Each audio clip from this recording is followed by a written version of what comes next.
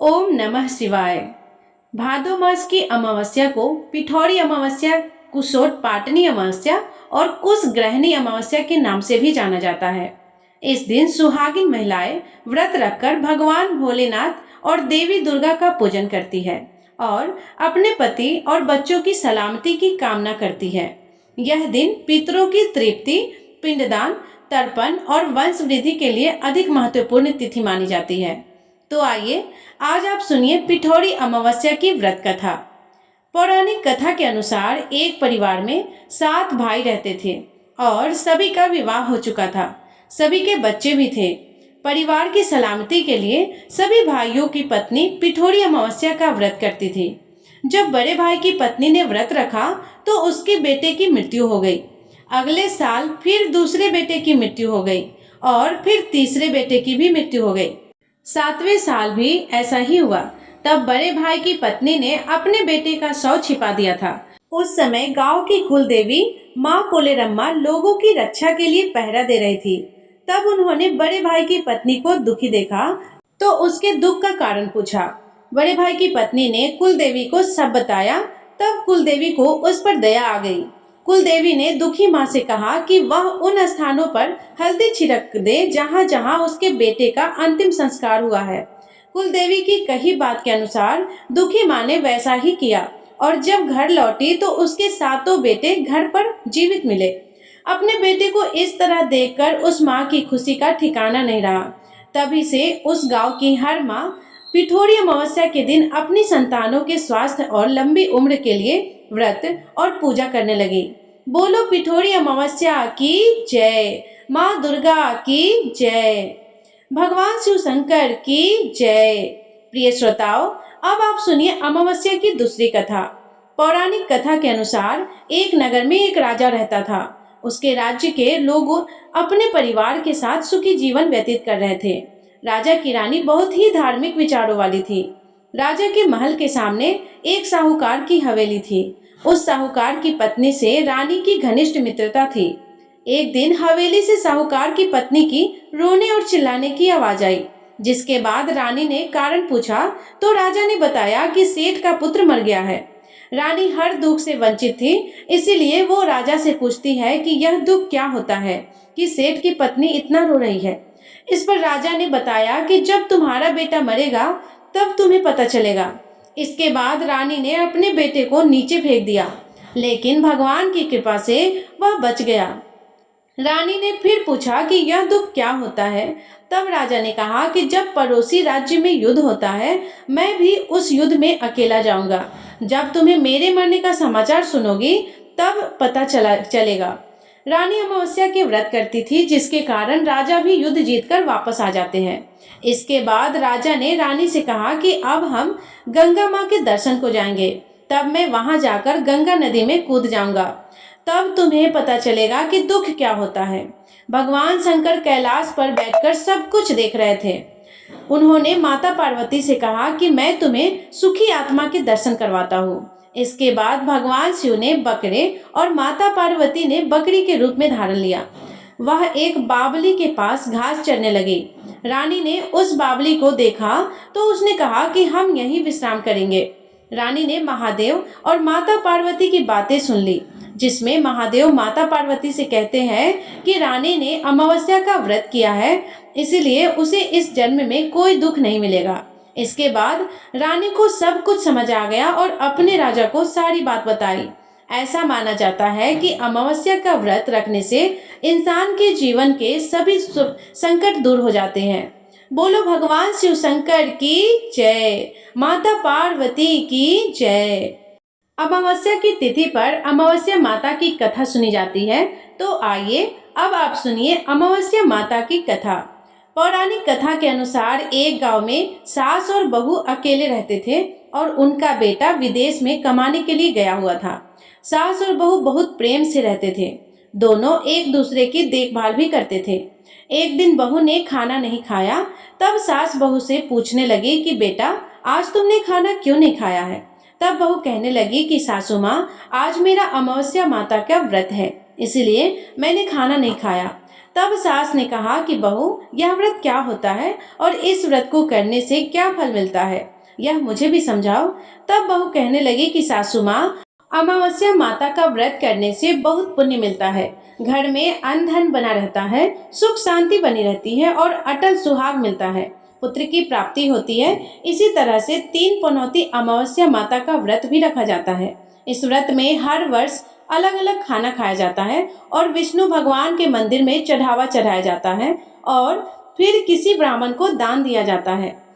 इस व्रत में पहले साल शक्कर, घी और चावल से बना खाना खाया जाता है।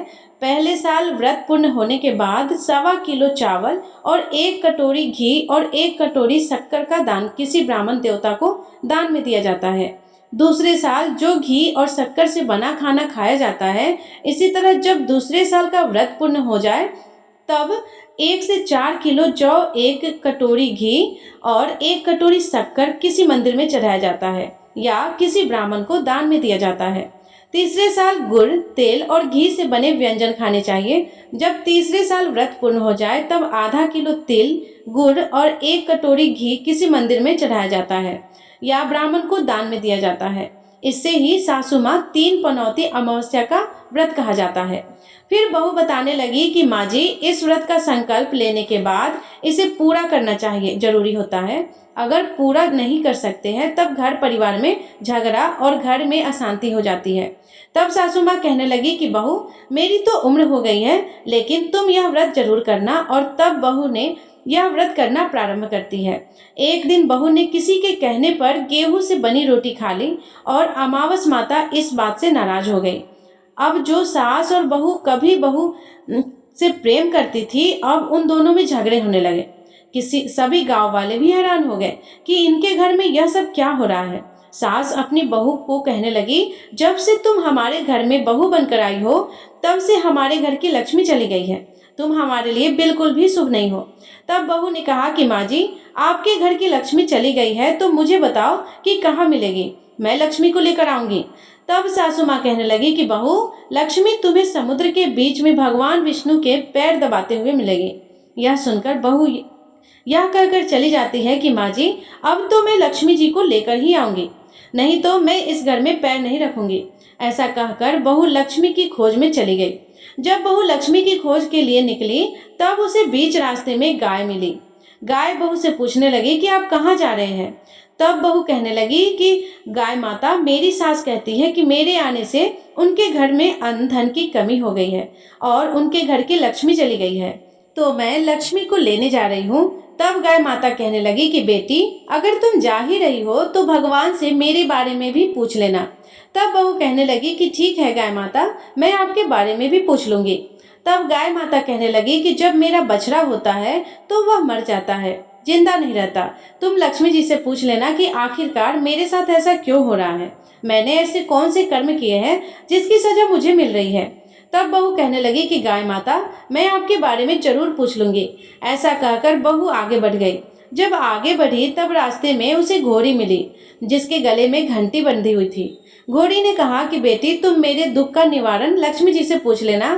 तब बहू कहने लगी कि मैं जरूर पूछ लूंगी। ऐसा कहकर बहू आगे बढ़ गई। आगे जाते ही बहू को एक अंधा और बहरा बुजुर्ग मिला। उसने भी बहू से अपनी समस्या का निवारण के लिए पूछने को कह दिया। तब बहू उसकी समस्या भी भगवान से पूछने को कहकर आगे बढ़ गई।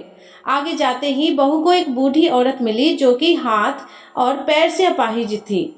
उसने भी बहू से कहा कि बेटी, जब तुम भगवान से मिलो तो उनसे पूछना कि आखिरकार मैं अपाहिज क्यों हूँ, मैंने ऐसे कौन से कर्म किए थे। तब बहू उसकी समस्या पूछने के लिए तैयार हो गई और फिर आगे बढ़ गई।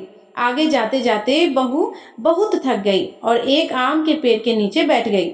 आम का पेड़ बड़ा खुश होकर बहू से पूछने लगा कि बेटी, तुम कहाँ से आई हो और कहाँ जा रही हो। तब बहू कहने लगी कि वो लक्ष्मी माँ जी को लेने जा रही हो। तब पेड़ भी अपनी समस्या भगवान से पूछने के लिए कहने लगा कि मेरे पेड़ पर लगे हुए आम खट्टे ही क्यों होते हैं, इस बारे में बहू रानी भगवान से जरूर पूछ लेना। तब बहू पेड़ की समस्या लेकर आगे बढ़ गई।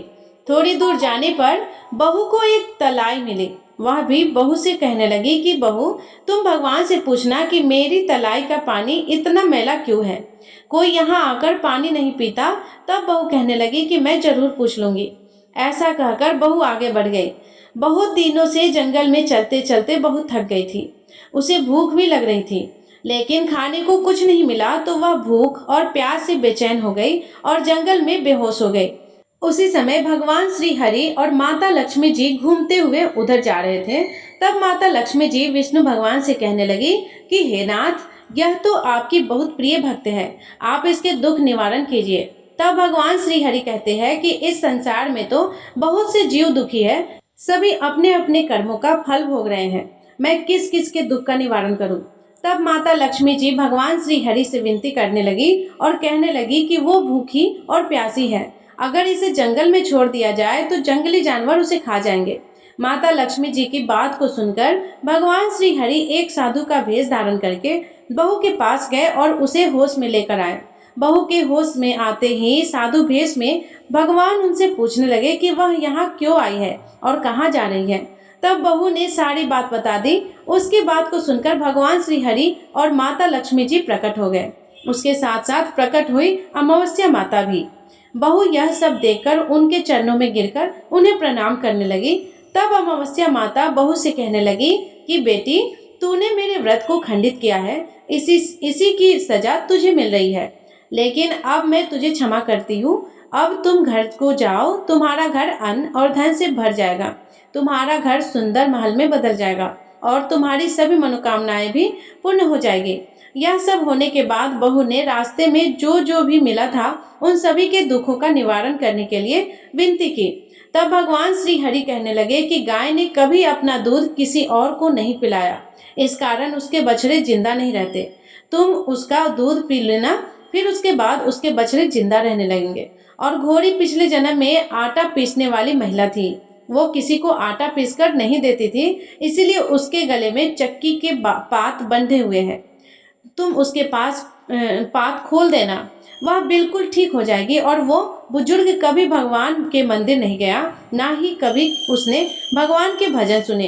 तुम उसे ले जाकर मंदिर में दर्शन करवा देना, इससे वह ठीक हो जाएगा। अपाहिज महिला, उसने कभी अपनी जवानी में दान पुण्य नहीं किया, उसकी यह सजा मिली है।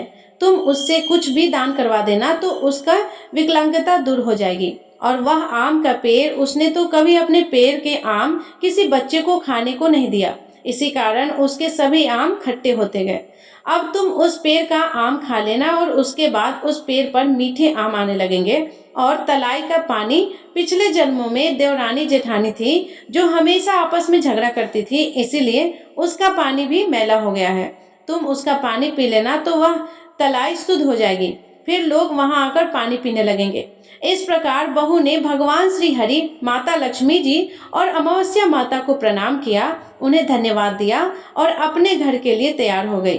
रास्ते में उसे जो भी मिला उनकी सभी समस्या भगवान से कहे अनुसार को दूर करती चली गई। सभी ने उसे भर भर कर आशीर्वाद दिए। घर पहुंचते ही उसका टूटा घर एक सुंदर महल में बदल गया। उसके घर में अब अन्न और धन के भंडार भर गए। अब बहू ने सासू माँ से कहा कि सासू माँ, आपने तो सच में कहा था कि मैं आपके लिए शुभ नहीं हूँ। मेरे जाने से ही आपके घर में लक्ष्मी आई है। आप यहाँ रहे, मैं मरने जा रही हूँ। तब सास ने कहा कि बेटी, यह सब तुम्हारी अमावस्या माता के व्रत करने का फल ही है जो हमें मिला है। तुम यहीं पर रहो, अब तुम यहाँ से कहीं नहीं जाओगी। इस प्रकार सास और बहू खुशी खुशी रहने लगे। और फिर एक दिन सास का बेटा भी विदेश से वापस लौट आया और घर में जब उसने खूब धन दौलत और धन का भंडार देखे, तब उसकी माँ ने सारी बातें अपने बेटे को बता दी। इस प्रकार वे लोग खुशी खुशी रहने लगे और तीनों मिलकर अमावस्या माता के व्रत को रखने लगे। तो प्रेम से बोलिए अमावस्या माता की जय। इस कथा को कहने, सुनने और ओंकार भरने वाले सभी भक्तों के घर में धन धान्य के भंडार भरे रहे। सभी की रक्षा करना, हे अमावस्या माता, आप सभी की रक्षा करना। इस कथा को अमावस्या के दिन अवश्य सुनना चाहिए और हाथ में पुष्प लेकर भी इस कथा को सुनना चाहिए। प्रेम से बोलिए उमा महेश्वर भगवान की जय। प्रेम से बोलिए भगवान श्री लक्ष्मी नारायण की जय। तो प्रिय श्रोताओं, ये थी पिठौरी अमावस्या की व्रत कथा। यदि ये कथा आपको पसंद आई हो तो वीडियो को लाइक कर दीजिएगा और अपने दोस्तों के साथ शेयर कीजिएगा और कमेंट में जय श्री हरि विष्णु और जय भोलेनाथ अवश्य लिखिएगा। और यदि आप चैनल पे नए हैं तो चैनल को सब्सक्राइब करना बिल्कुल ना भूलिएगा, क्योंकि सभी व्रत से जुड़ी हुई कथाएं हम आपके लिए प्रतिदिन इस चैनल पर लेके आते रहेंगे। धन्यवाद। जय श्री कृष्णा। राधे राधे।